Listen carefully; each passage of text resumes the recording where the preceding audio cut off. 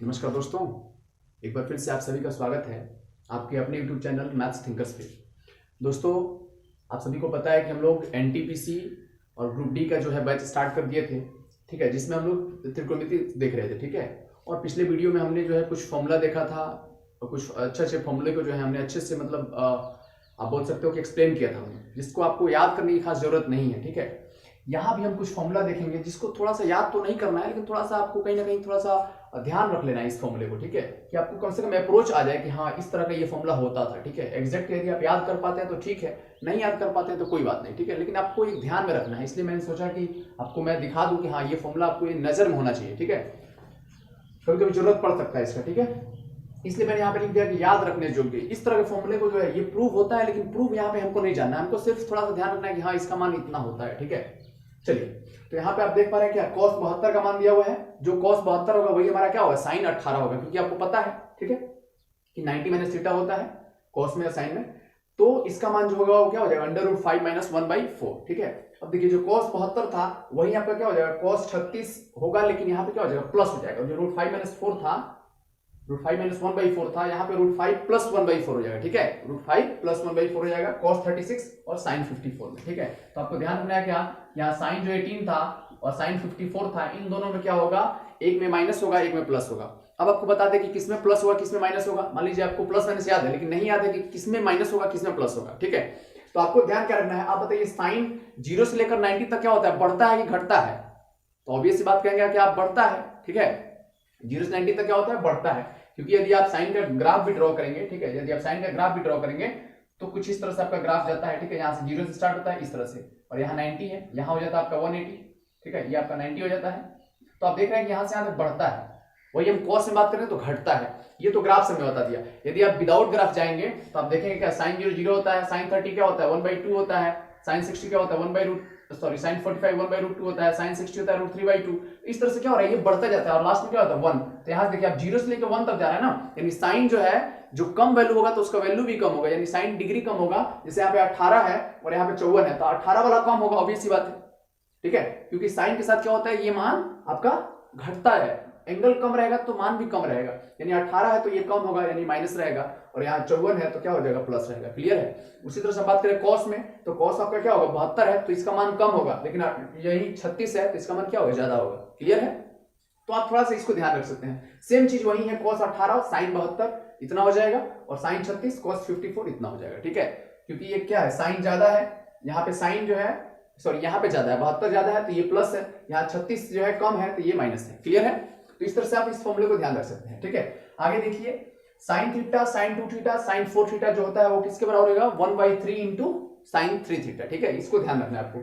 Same cos में भी वही चीज हो जाएगा, 1/3 cos थीटा, ठीक है। अब इन दोनों को डिवाइड करेंगे तो हमें क्या मिल जाएगा, tan मिल जाएगा, tan theta tan 2 theta tan 4 theta is equal to क्या हो जाएगा, tan 3 थीटा। ये 1/3 क्या हो जाएगा, कैंसिल आउट हो जाएगा। क्लियर है। 1/3 क्या हो जाएगा, कैंसिल। सॉरी यहाँ पे 1/3 में 1/4 होता है, तो क्या गलती लिखा गया, 1/4 होता है, ठीक है, सॉरी 1/3 नहीं हो गया, यहाँ पे 1/4 होता है, ठीक है। तो ये 1/4 दोनों में क्या हो जाएगा, कैंसिल हो जाएगा, और ये क्या मिल जाएगा, tan 3 थीटा मिल जाएगा। क्लियर है। चलिए यहां तक आपको क्लियर है। अब देखिए इन दो फॉर्मूला को पहले देखते हैं, फिर इसको हम देखेंगे, ठीक है। अब ये दो फॉर्मूला जो है कॉट में है, चूंकि हमने tan में बता दिया था, वहां पे मिस हो गया था, ये मैं भूल गया था कॉट बताना, ठीक है।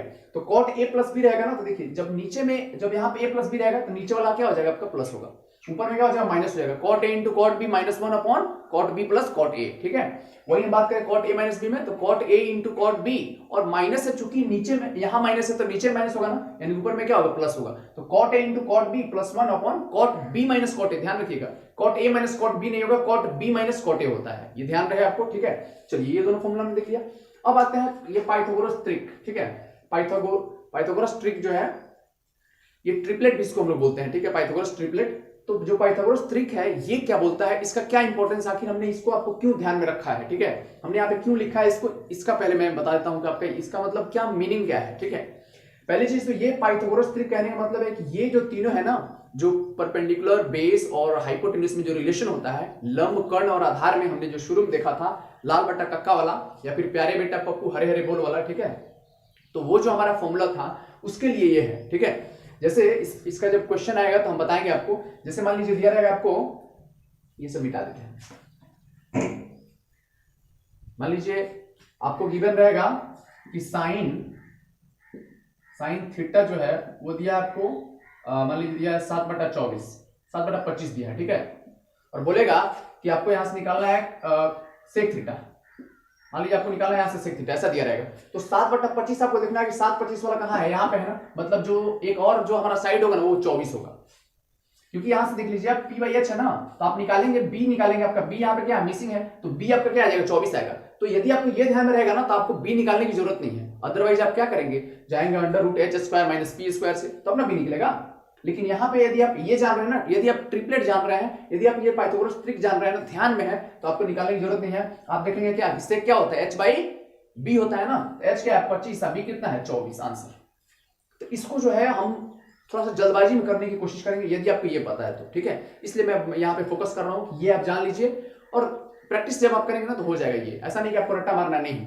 जैसे देखिए क्या होता है 3 4 5, 3 4 5 आप देखेंगे क्या कि 3 का स्क्वायर करिए आप प्लस 4 का स्क्वायर कर लीजिए, ठीक है, कितना आ गया, तो 9 और 16 कितना 25, और 5 का स्क्वायर कर लीजिए, यानी कि 3 4 5 का स्क्वायर करने पे क्या होता है, जो 3 और 4 का जो स्क्वायर करने के करके जोड़ने पे होता है ना, वही क्या होता है 5 का स्क्वायर होता है।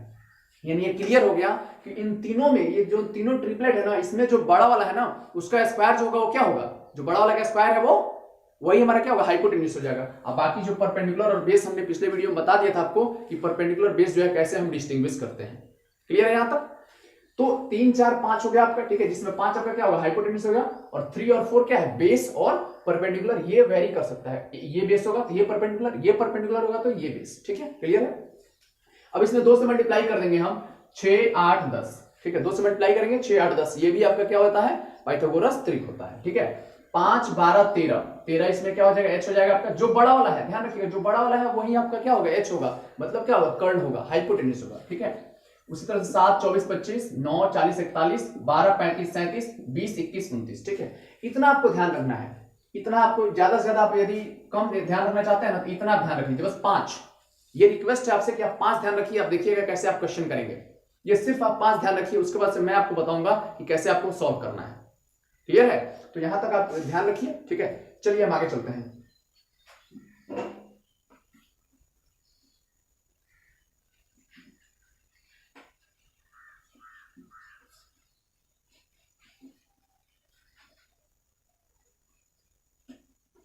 अब देखिए एक और चीज आप आपको बता दें कि जो साइन 37 डिग्री का मान होता है वो होता है आपका 3/5, साइन 37 जैसे 3/5 आएगा तो साइन 37 होता है ये, ठीक है। उसी तरह से यदि हम बात करें cos 37 का, ये हो जाता है कितना 4/5, सॉरी 4/5, ठीक है, ये हो जाता है 4/5। तो आपसे पूछे हम कि tan कितना, tan 37 क्या हो जाएगा, तो क्या बोलेंगे 3/4 बोलेंगे। उसी तरह से ये cos 37 है ना, यानी ये कितना है sin 53 है, क्या ये साइन है तो ये क्या है cos 53 है, क्लियर हो रहा है। तो ये भी आपको ध्यान रखना है कि 3/5 होता है, आपको बहुत जगह पूछा जाता है लेकिन इसकी मान नहीं पूछा जाएगा, लेकिन इस तरह से आपको निकालने का दिया जाता है। तो आप ये अप्रोच रखेंगे, आप ये थोड़ा सा इसको नजर में रखेंगे बस, ठीक है, याद करना नहीं है, नजर में रखना है, ठीक है।